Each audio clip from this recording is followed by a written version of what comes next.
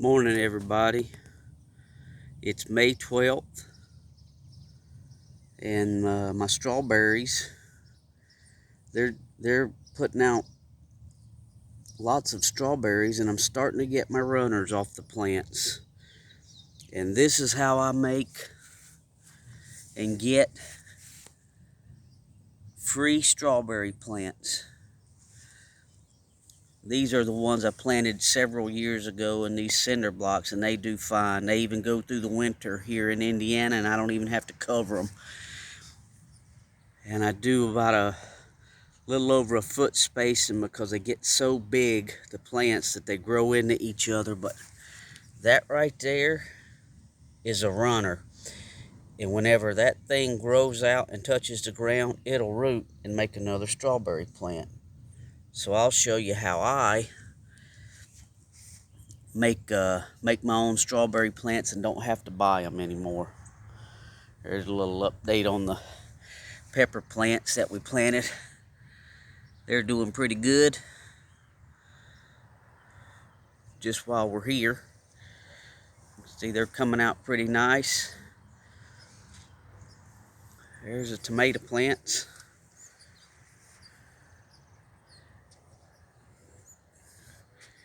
There's the tomato plants.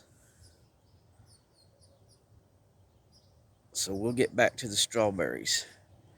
There's my water reservoir. I had to repair a leak in it. It was leaking, but it's for free, and I've used it for 6 or 7 years. Can't complain. Here's the rest of them cucumber plants. I don't have much room left to plant them. I'm gonna probably give some away. There's a planter of strawberries I planted last year with the plants that I used the runners for. There's my carrot box. I took the screens off this morning. I don't see no squirrels running around to dig up my carrots, so my carrots finally get some full sun today, and they're doing great. This was where my spinach was, so we ate it. I made some homemade cream spinach out of the spinach, and now we got a cucumber plant planted in there. Now I know I'm gonna have to make a bigger trellis than that, but that's the only thing I had on hand. I'm a guy that reuses everything I can find, and a lot of my stuff comes from the curb. That shower panel door that I put over that box in the winter come at the curb. Those window screens were at the curb. I try to save as much money as I can. I'll walk you back here and let you see this. These carrots are coming up pretty good, and like I say, those window screens come from the curb. How you like that Jim Dandy trellis for my tomato there? That's a Brandywine pink variety over there that I started from seed. But that trellis, that's actually a twin bed frame that I found at the curb, and I repurposed it to make a beautiful trellis out of it. Looks a little better than my neighbor's. Hers is kind of falling apart. I'm going to help her get over here and straighten that out. She gets free lumber too, but I told her not to use plywood, but sometimes you got to make do with what you have. And our blueberries, they're doing great. Got all kind of little flowers on them.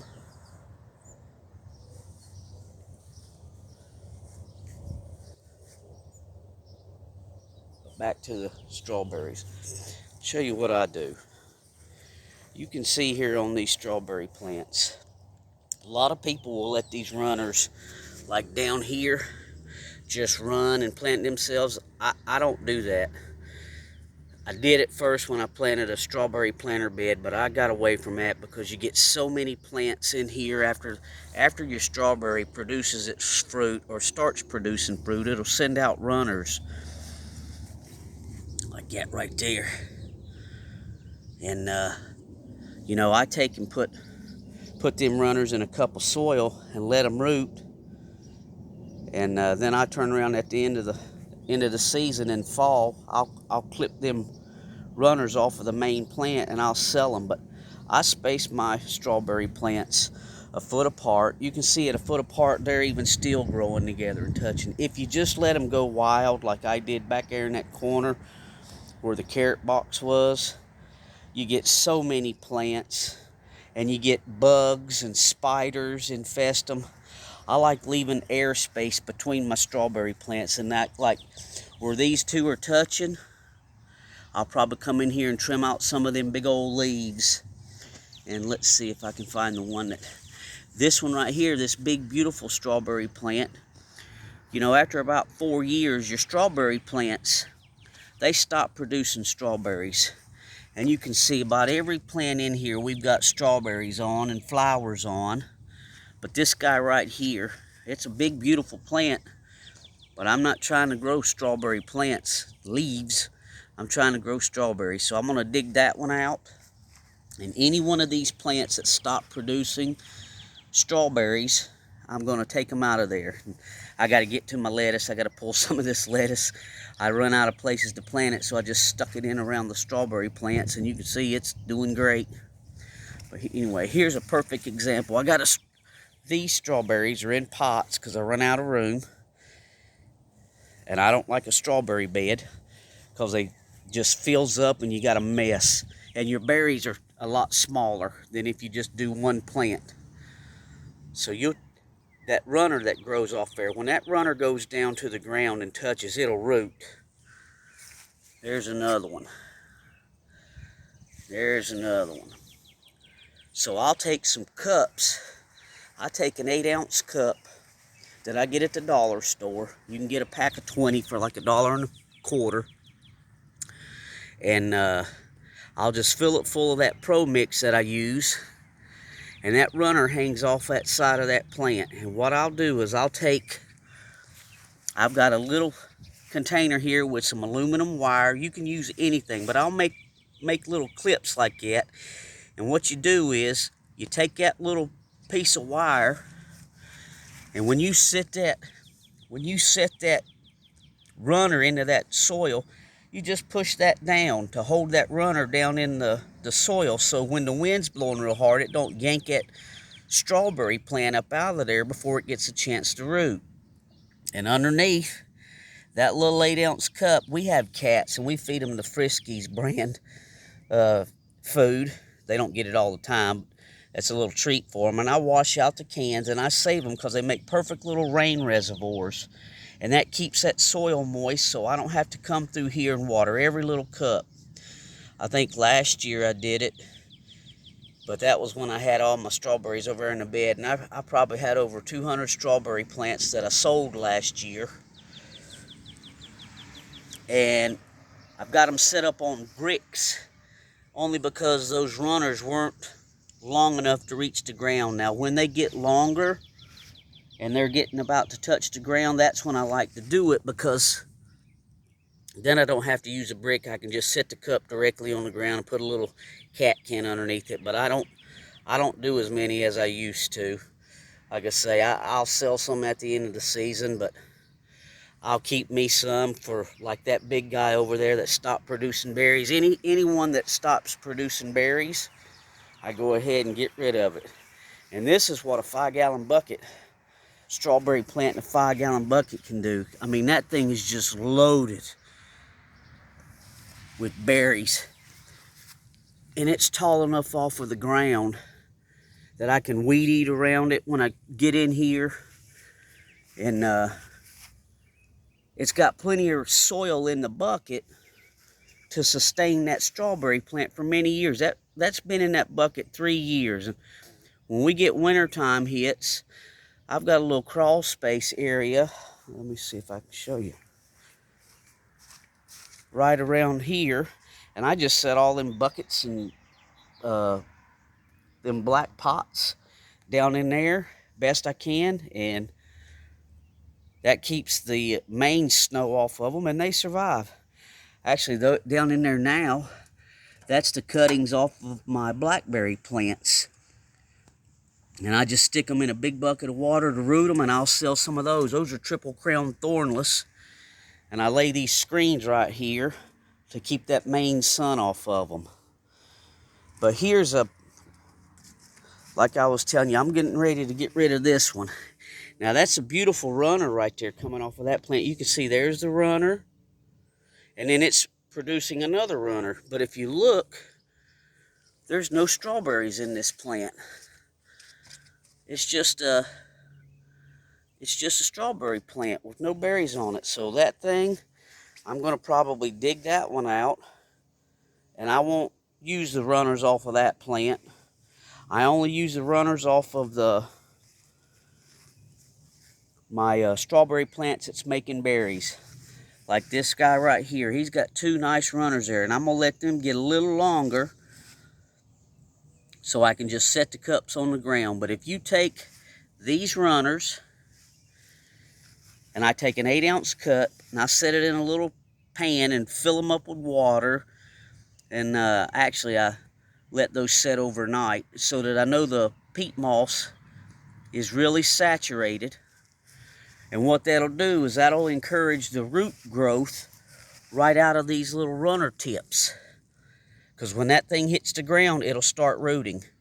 But I do not, even after this strawberry plant is rooted in these cups, and I can even pop it out of that cup and see that the peat moss is full of roots, I do not cut it off of the main plant.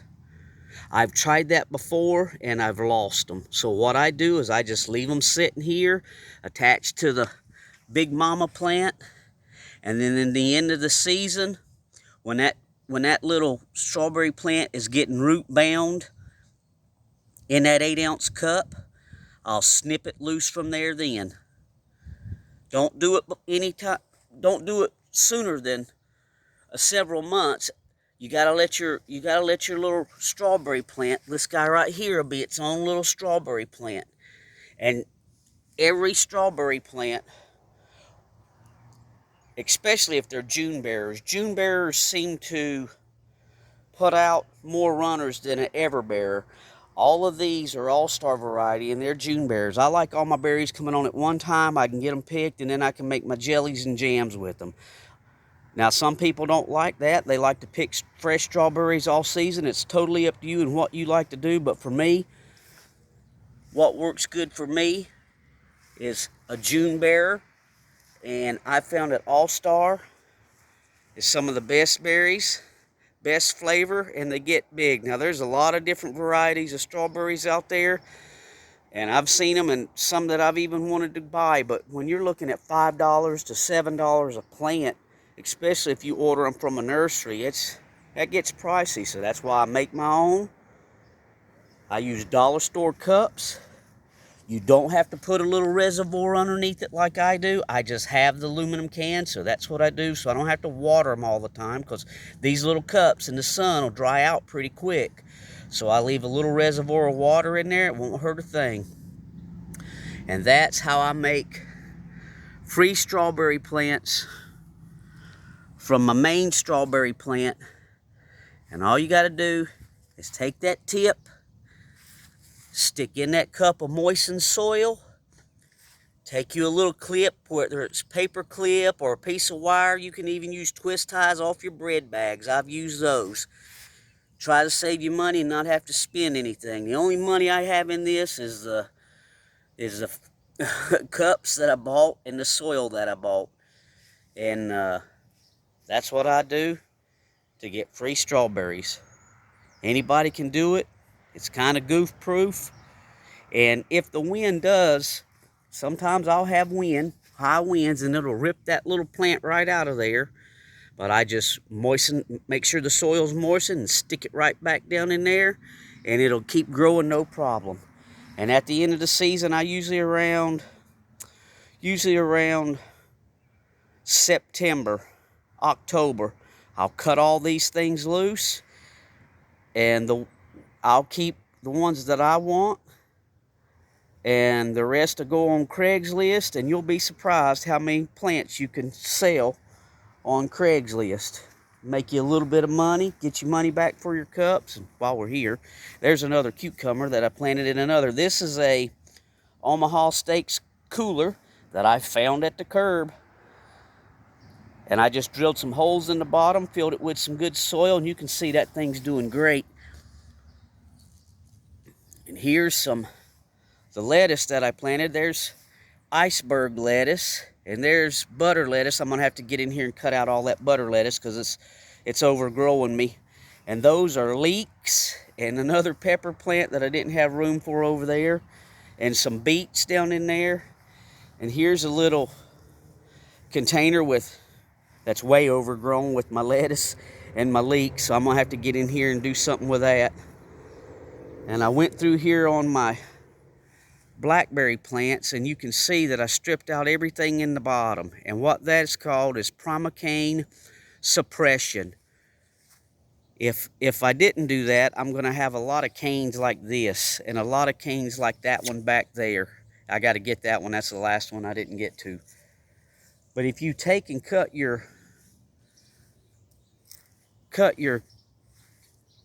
a lot of the canes out of there and strip out the stalks, then all your energy goes into the top part of that plant where the berries are growing. I do that every year, and especially with that's a thornless, triple crown thornless. And this right here is a Kiowa variety. It's thorny, and I've had berries as big as golf balls, and I've never seen berries that big, but that's the variety plant it is. So strip out some of them canes, leave a couple that you can start over next year, because these canes on these blackberry plants, once they produce berries, then they'll die off. So you got to leave a couple canes coming out like I've done right here, so that I can have those canes for next year. And you can see up against the house there how these are doing. They're doing pretty good. And you can see I've got two wires of trellis there with the wires, and it's filled them all in, and I've left a couple of canes in the bottom. And there's another little tomato. I haven't planted my sweet potatoes yet, but I'm getting everything ready to do those. There's another layer of grass I put on there last week, and some more leaves. There's our sugar snap peas. They're doing great. I can see the squirrels been digging. You can see that. That's why I put them screens over everything. And here's our baby Dutch yellow potatoes. They're starting to come out. They're a mid-season potato. The Yukon Golds I planted are early season potatoes. So the baby Dutches are coming out now.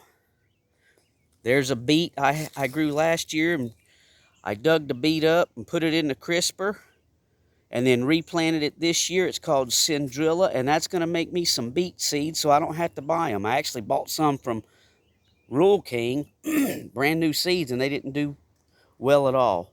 Here's a beet that I left in the ground last year, and you can see this stalk coming right out of the top of that beet, and that's going to make a flower head, and then I can have my own beet seeds. This is Detroit Dark Red.